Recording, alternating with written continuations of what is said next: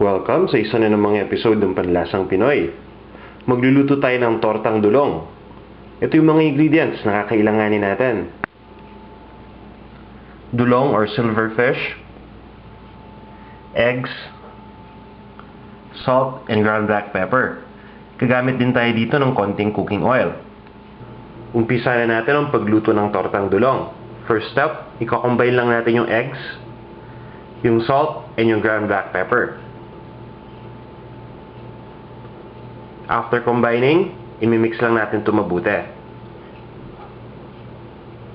Gagamit lang tayo ng balloon whisk para mabit yung mixture. After nating mabit yung mixture, we'll move on to the next step. Next step, ilalagay lang natin yung dulong dito sa mixture na nabit na natin.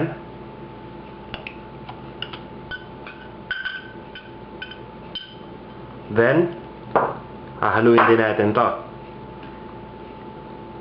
hanggang sa mag-mix na mabuti yung mga ingredients. Once na mix na natin ito mabuti, we'll move on to the next step.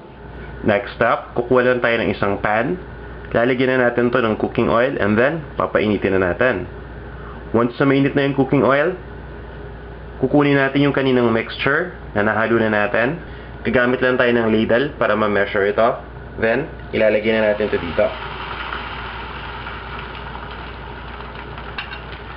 Lulutuin lang natin to hanggang sa tingin natin okay na isang side. Then after this, flip lang natin para yung kabilang side naman yung maluto.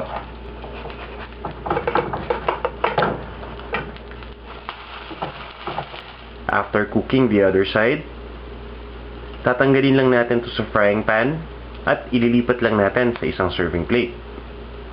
Gagawin lang natin yung same procedure dun pa sa ibang mixture na meron tayo. Once na makonsume na natin yung mixture, pwede na natin itong serve. Para sa exact measurements ng mga ingredients at iba pang mga recipes na tiyak na magugustuhan ninyo, bumisita lang kayo sa panlasangpinoy.com. After nating maluto at malipat sa isang serving plate, eto na ang ating tortang dulong.